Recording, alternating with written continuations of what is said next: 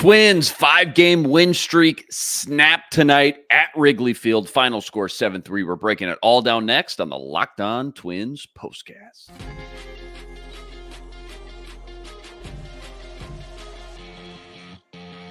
You are Locked On Twins POSTCAST, part of Locked On Minnesota on the Locked On Podcast Network. Your team every day.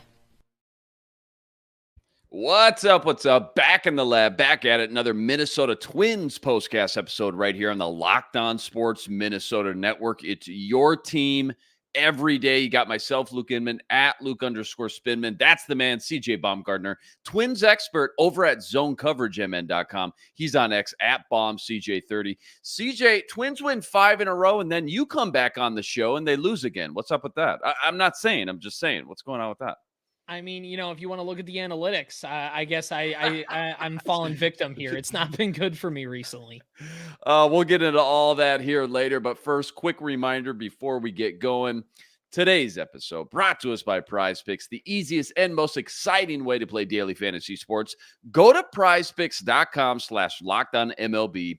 Use code, this is all lowercase, LockedOnMLB for a first deposit match up to $100. Okay, game 2 in Wrigley tonight. Twins trying for number 6 in a row. You got Pablo on the mound, so figured, okay, you're going to have a fighter's chance. He got beat up early, though. Not his best night. Gives up a 3-run bomb in the first inning. Another run allowed in the third. That made it 4-0 pretty quick. Royce Lewis had the Twins' only hit of the night up until about the 7th inning. At least it was a 2-run homer, though. That kept things close. His 14th home run of the year. Dude continues just to look like an absolute machine. Just not enough offensive production from the rest of the lineup, though. Umaga was fantastic. Cubs starting pitcher. 10 Ks, only 2 hits allowed through 7 innings. Randy Dobnak comes in, gives up 3 runs as well. So Twins lose this one, 7-3. 5-game win streak is officially snapped. Cleveland got rained out, so the lead is back to 4. Just start with your biggest takeaways and maybe what you thought went wrong with Pablo, I guess, tonight. Yeah, I mean, it's just, this has always been the thing with Pablo, even going back to last year. It's always one inning. It feels like gets away from him. And it was just that first inning. He got a couple base runners, and Paredes, who's been a machine since coming over from Tampa at the trade deadline for Chicago, mashed a home run over 100 miles an hour off the bat on a fastball that just got too much of the plate. And that's been the thing with Pablo, has been those big innings, and it's really been the home runs.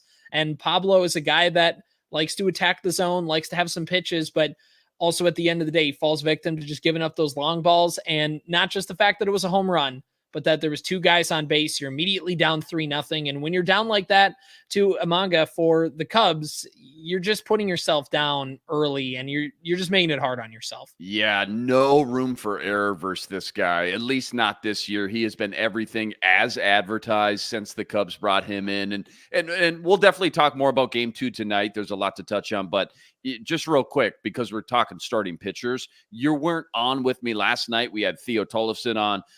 Just want your quick take, quick knee-jerk reaction. David Festa, how good did he look last night, man? Because that was super encouraging and exciting stuff. His stuff was just working. Granted, only 5 innings, but everything was clicking, man. 5 innings, 2 hits, 0 earned runs, two walks, but 9 Ks. I know Aaron Gleeman tweeted out most strikeouts by a Twins pitcher in one of their first 5 career games. Joe Ryan with 11, Pat Mahomes, love that name, with 10 back in 1992, and then David Festa last night with 9. So how great was that? Yeah, I mean, it's like you talked about. It was only 5 innings, which is what it is, but that makes the 9 strikeouts look even better when you can do that in only 5 innings. And it's a taste of what that guy can be. You could tell in his first few starts in the majors, he, looking to find his footing, getting kind of his feet wet, trying to, whatever ism or whatever phrase, cliche you want to put in. He just needed to get comfortable, and that's not an easy place to go into Wrigley and pitch. There was a packed crowd, and for him to go in and pitch that well is encouraging. Only 5 innings, so there's some room to kind of grow there. But like Simeon Woods-Richardson, the Twins are going to kind of let them slowly build up, and it's just a nice little flash of what he can be when he ramps up and when he eventually does get his confidence, and then in turn will get the confidence of his manager. Yeah, and just speaking of having two young guns to build around, this strong nucleus, this strong core again to build around, at least in the pitching department. Up on ESPN just today, they just ranked all 30 farm systems in the MLB. Do you want to take a guess where the Twins ranked? Maybe you already saw it. I did see it, but yeah, I mean, you would have blown my mind before I opened Did it. that surprise you too? Fourth best. Fourth best. If you haven't seen it at home, Twins ranked fourth best farm system up on ESPN. Go check out that article. Awesome article up on ESPN.com.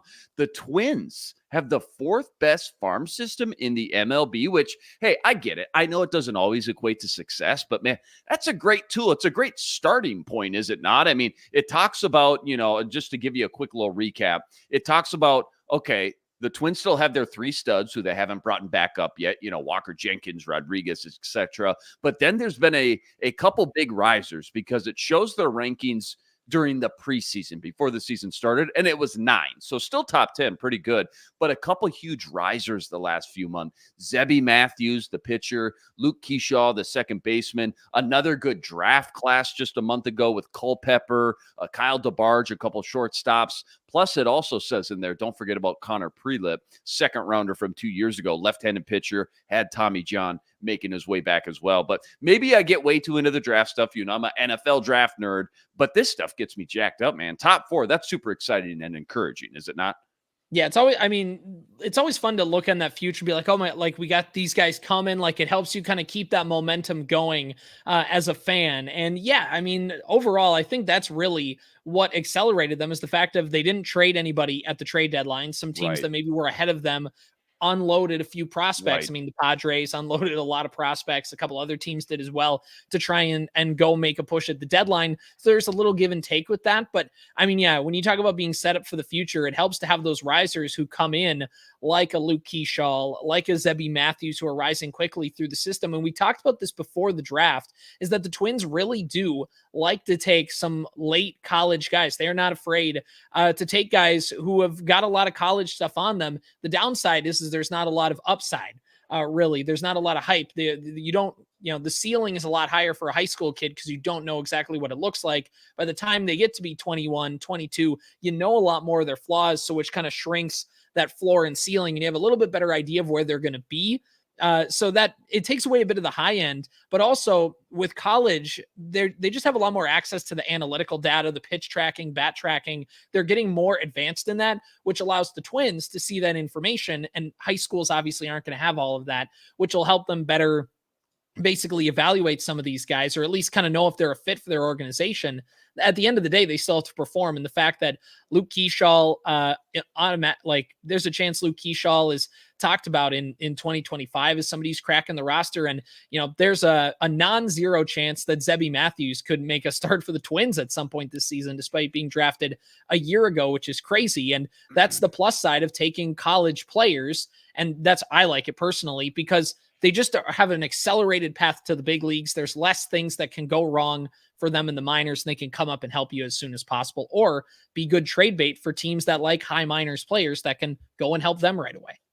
Yeah, I'm almost to the point where it's like I see this ranking number 4 out of 30, even if only half these guys pan out. If they hit their ceilings, the guys who do pan out, if they hit their ceilings and reach their full potential, I'm sitting here looking at the Twins lineup right now. Who are you going to move on from that you've been, developing and progressing in the Twins lineup right now? Like, who isn't on this team in 2025 or 2026 that's kind of been a staple here for so long? I know a lot of Twins fans were sad to see a guy like Jorge Polanco go, but again, it's just a revolving door sometimes. Who's maybe a guy or two next on the list, because it feels like Kepler's been, floated out there. He's been a staple for so long, though. That would just feel weird. It would be weird to not see him out there. The Matt Wallners, the Alex Kirilloffs, these guys that they've been trying to develop and progress for so long. Who's maybe on the outskirts if some of these other guys do pan out? I mean, it's got to be Max Kepler just because of the fact that his contract's up at the end of the season Sure. and he's making 10 plus million. And there's no way the Twins are going to pay him. I mean, he's going to make more on the open market. He's going to make somewhere between 10 and 15 million as a starting above average right fielder. And the Twins just are not in a financial spot, as we've learned and been reminded over the last week, that they are not going to budge from.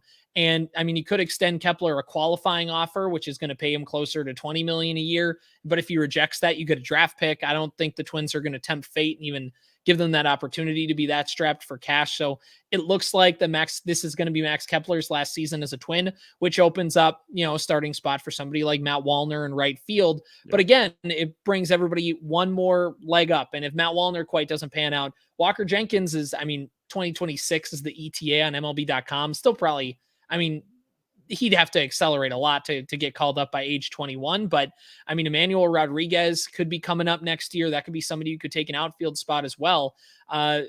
Really, that right field spot will be fascinating. If you're like immediate, a surprise one could be catcher with Christian Vasquez, just that contract. I know he had a home run today, but $10 million next year. If they're strapped for cash, they might just unload that contract any way they can with 1 year remaining. But catcher, besides Jameer Camargo, the Twins don't really have a catcher that's ready to come up and be a big leaguer right away and split time with Ryan Jeffers. Yeah. Well, who's the clear-cut core, non-negotiable, like the staples we know they're going to build around? If we worked our way backwards, Correa, Royce Lewis, Buxton's going to be around for a while, Brooks Lee, Walker Jenkins, you got to assume is going to be in this mix. And like you said, Rodriguez. So that's what, 6? That's not even counting the Willie Castros of the group, of the lineup, that it's like, okay, maybe not a building block per se, a young building block, but you got to assume they're going to want him in a Twins uniform for as long as possible, as long as they can have him. Right. And another name is Miranda too. And it depends on how the Twins, where does he fit into all that? Is he a third baseman? Is he a first baseman? Is he a DH? Is he whatever? Right. His fit is still, it's all flexible. Everybody can kind of move now in today's game, but also like, that's another name where it's like, you have some guys coming up through your system. Again, Luke Keyshaw is probably going to be more of an outfielder as well. So the Twins, all of a sudden, it felt like this year they didn't quite have that logjam of outfielders like they typically have had, but they're going to get that again to go along with their logjam of infielders that they have. Their position player, they've drafted really high on position players, and then they like to, with pitching, they've taken like a David Festa type, like a Bailey Ober type, where it's a mid to late round draft pick, 4-year player in college who's very tall, got a long frame that they can kind of manipulate arm slot with, arm angle, all that good stuff. And they develop that way, but they take position players high. And it's why you have Walker Jenkins, Brooks Lee, and some of these guys who are very high prospects. Walker Jenkins, by the way, it should go noted as well. He's a top 5 prospect in baseball. So he's a top 5 player in all of the farm systems in Major League Baseball, which again helps the Twins being number 4 in the league. Right. Absolutely. And I guess, too, when you look at this list, again, go check it out on ESPN.com. I guess the only bad news, okay, Twins are number 4. That's fantastic. You'll take that. But Cleveland, Detroit, Chicago are 6, 7, 8. So just nipping on their heels. Travis Bazzana, number 1 pick this year. That's Cleveland's top prospect. Jackson Jobe is Detroit's. Colson Montgomery, shortstop. That's Chicago's top prospect. So just a lot of fierce competition inside this AL Central. A lot of young talent, I guess, waiting to kind of pop off these next couple of years. Could be a dominant and very competitive division, these next handful of years, once these guys finally take that next step and develop, which, as we all know in baseball, could take, 2, 3, 4 years at minimum sometimes. Right. Imagine adding Detroit into this mix. If their prospects haven't panned out as well as they've wanted to, but if they do, and Detroit's got some more coming, all of a sudden you look, and if everybody stays the same from last year, you have a 4-team race of everybody kind of beating up on each other. This AL Central all of a sudden has gotten pretty competitive. It's looking like the NFC North all of a sudden, because everybody's kind of stock is just pointing up, it feels like, for sure. All right, Rocco Report time. So game 2 in Wrigley, the Rocco Report, it says what? Well, there's a couple things in this Rocco report. One is Byron Buxton sitting him, and he talked about some lower back soreness, stiffness. And yesterday was like a planned off day anyways, and we crashed into the wall pretty hard, making a great catch on Sunday. And you know what? It's tough to swallow for Twins fans that, everybody's kind of with every Buxton injury, we're always kind of holding our breath, waiting to see if there's an IL stint coming or if there's something that's going to linger or whatever. And that's always on the table. So I'm not trying to rule that out. But the way that it makes me think Rocco's going about this is the fact of we got a 4-game series against Cleveland and we play 4 games in 3 days. And we're going to need all hands on deck. And not that every single game is important. Don't get me wrong.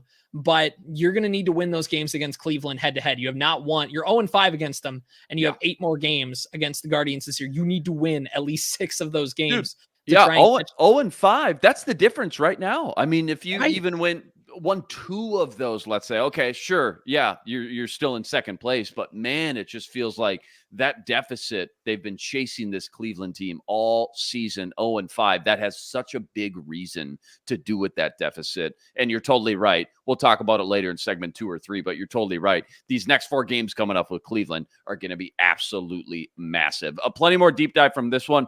Plus, where the Twins land on the Athletic latest power rankings and our nerdy stat of the day. That's all coming up right after this. Quick reminder, tonight's episode brought to you by eBay Motors. Passion, drive, patience. The formula for winning championships is also what keeps your ride or die alive. And eBay Motors, they got everything you need to maintain your vehicle and level it up to the ultimate peak performance. Superchargers, roof racks, exhaust kits, LED headlights. They got it all. And whether you're into speed, power, or style, they got you covered. 122 million parts for your number one ride or die. You'll always find exactly what you're looking for. And with eBay's Guaranteed Fit, your part guaranteed to fit your ride every time or your money back with all the parts you need at the prices you want. Easy to turn your car into the MVP and bring home that win. Keep your ride or die alive at ebaymotors.com. Eligible items only. Exclusions apply. eBay's Guaranteed Fit, only available to U.S. customers. Okay, another rankings here to go over. Up on the Athletic, the latest power rankings. Any guess where the Minnesota Twins landed on the Athletic's latest power rankings that just dropped this morning? Well, they lost the game against the Mets, or lost the series, I should say, against the Mets, and then they swept the woeful Chicago White Sox. So I'm going to guess it's not like a huge jump up. I'm going to say they're somewhere sitting like 9th. Okay, 6th. Oh, 6th. Okay, all right. I like it. To your point, though, why does it not feel like this is the 6th best team in the league, let alone a top 10 team sometimes? Is it just because we've been chasing Cleveland all year and we've always been in second place? Or is it because we just haven't had everybody healthy this season for once? What is it? Why does this not feel like a top 6, let alone top 10 team sometimes? Because when you look at the record, 14 games above 500, this is a darn good ball club. It's a darn good team. And yeah, I saw that over the weekend because it caught me by surprise. And I'm somebody who's felt like I've checked the standings a lot because I've been looking at the AL Central standings so much. You kind of get in this echo chamber where it feels like you're not that good of a team because Cleveland's 4.5, 5 games up on you most of the time. But the Twins are one of the top 4 teams in the American League, and they're one of the top 6 teams in baseball record-wise. So yeah, it makes sense that they're a top 6 team on the power rankings, and it's just sometimes we get in that thing of where we're chasing too much at Cleveland, and I think it's also a little bit of the fact that the Twins early in the season start off slow, and then they ripped off a big winning streak, and then really since then, they've just kind of putted along. Like they've won series after series, and they didn't have they had a big winning streak to kind of pull them out of the pit. But to kind of get to where they're at now, the high, it's been just a steady climb up, which is exactly what you want. And there's really not been one player. There's not been one pitcher. You didn't have last year with Sonny Gray and Pablo dominating, which was a national storyline. You've just had them playing solid and everybody kind of doing enough to win and just picking up series. So it's been a steady climb. So really since May, there hasn't been a lot of flashiness with this Twins team, just a lot of results. Yeah, to your point, we always talk about chasing Cleveland. Got to catch up to Cleveland. Cleveland's got one of, if not the best record in the AL, pending on the night. So Twins being 4 back from Cleveland means they're 4 back from one of the best records in all of baseball. So again, this is a very good ball club. Is it safe to say, kind of teased at the top, this stretch coming up right here, Cleveland, then Kansas City, is the most important stretch of the year for this team? I mean, we only got 2 months of baseball left here. This is going to be huge here. How important, I guess, is it this next week and a half? Because it feels like we're officially in crunch time. I think if I did my math correctly, I think we have 50 games left of the Major League Baseball season for the Twins. Okay. So we're down in the home stretch. There's a stretch in September, early September, where they go on the road to Kansas City one more time, then they go on the road to Cleveland for 4 games. So that's important too. But if it's not that part, it is this next 7-8 game stretch coming up where you have 4 games in 3 days against Cleveland, and then you have 3 games against Kansas City, and there's no off day in between those. You have an off day, I believe, on Thursday, and then it's boom, boom, boom, and you're in a big stretch. And not only that, you have to go on the road and play San Diego. You have to go on the road and play Texas. You have a 4-game series on the road against the defending World Series champions who are trying to claw back in the playoff race as well. And then you're going to play Atlanta. You're going to play Toronto this month, who's, they're not what they want to be, but they're still a team that you're going to have to beat. They're not going to roll over for you like the White Sox are. The month of August is going to be make or break. And we'll know if the Twins are going to legitimately be competing for the Central by September 1st, or if it's, can you hang on to that second wild card spot? We're going to learn a lot about them in this stretch.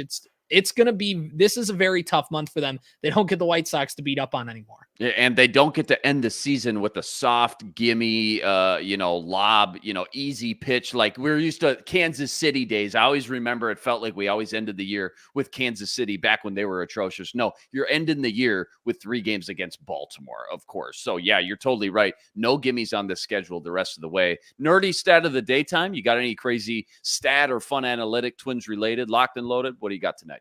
Well, I thought Pablo Lopez, he'd been pitching better in his last few starts, and everybody's talked about that. And he got, a lot. I think he had base runners every inning, and he gave up the 3-run home run in the first, gave up another run later, all that stuff.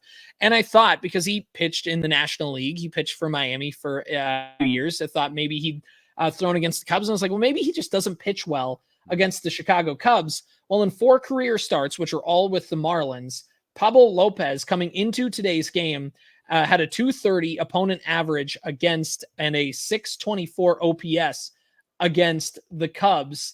And I thought he would do better. I really thought he would do better. This was just a night where he was not on his game and he got picked apart. And the Cubs, again, were kind of up and down throughout the last 4 years. You thought maybe that he'd come in and pitch like he had in his career against this team, and just overall just to start that he's going to want to wash away, because it really felt like everything was lining up for him to come in and pitch well. Yeah, it felt like we were really building some momentum his last 5, 6, 7 starts after a rocky first 2 months. And unfortunately, it kind of puts a bad taste in your mouth and just muscle memory. You say, oh no, are we getting the old Pablo that we got those first, again, month or 2 of the season? You certainly hope not. All right, don't go anywhere. Got to preview Game 3 versus the Cubs tomorrow. Joe Ryan on the mound for that. And that's all coming up right after this. Quick reminder, tonight's episode also brought to us by Prize Picks. Prize Picks, America's #1 fantasy sports app with more than 3 million members to date. And for me and my money, it's by far the easiest. It's the most exciting way to get in on all the action while you watch your favorite sports and you watch your favorite players. So simple. All you got to do, you pick more or you pick less on 2 or more player stats, and you watch the winnings roll in. Baseball season obviously in full swing. So whether it's strikeouts, RBIs, home runs, you name it, they got it. Take your pick on more or less and add them to your Prize Picks entry today. Plus, they now offer Apple Pay for quick and easy deposits into your account all season long. Download the Prize Picks app today. Use code, and this is all lowercase, Locked On MLB for a first deposit match up to $100. Okay, Game 3 tomorrow. Got a day game. Joe Ryan on the mound. How do they finish this thing strong? Take another series before they strap up for Cleveland next. What's the preview? What's the scouting report look like? Well, the same thing as Pablo Lopez. Joe Ryan's got to keep the ball in the ballpark, and he just has to make sure to limit those home runs, because this is a nice Cubs lineup. They can do some stuff. You have Paredes, who had a really, really nice game today. Cody Bellinger, even though he's not quite where he was a year ago, is still always a dangerous hitter. They have a few guys that can do some things against you. So you can't take that lineup lightly.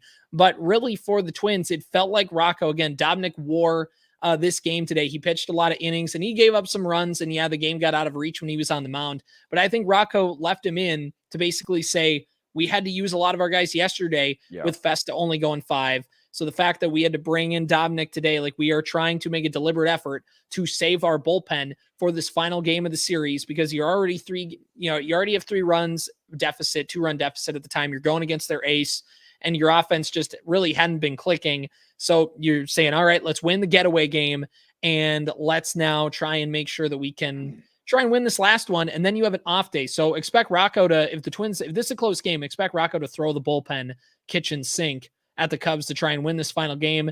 You have the off day, and then here you go.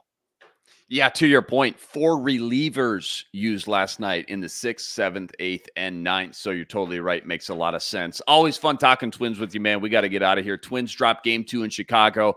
5-game win streak snapped. 4 back from Cleveland now. First pitch versus the Cubs tomorrow in game 3, 1:20 p.m. Joe Ryan on the mound for that one. Again, huge shout out to all the everydayers out there that always make us your first listen. Rest assured, we'll be back each and every game right here, breaking it all down. Make sure you go check out all CJ's work up on Twitter at BombCJ30 and all the work he's always ripping up over at ZoneCoverageMN.com. Like this video, subscribe to the channel if you haven't already. Help us get to 8,000 subscribers. That's always much, much appreciated. All right, that'll do it for us. CJ Baumgartner. Check him out over at Zone Coverage. Luke Inman on X at Luke_Spinman.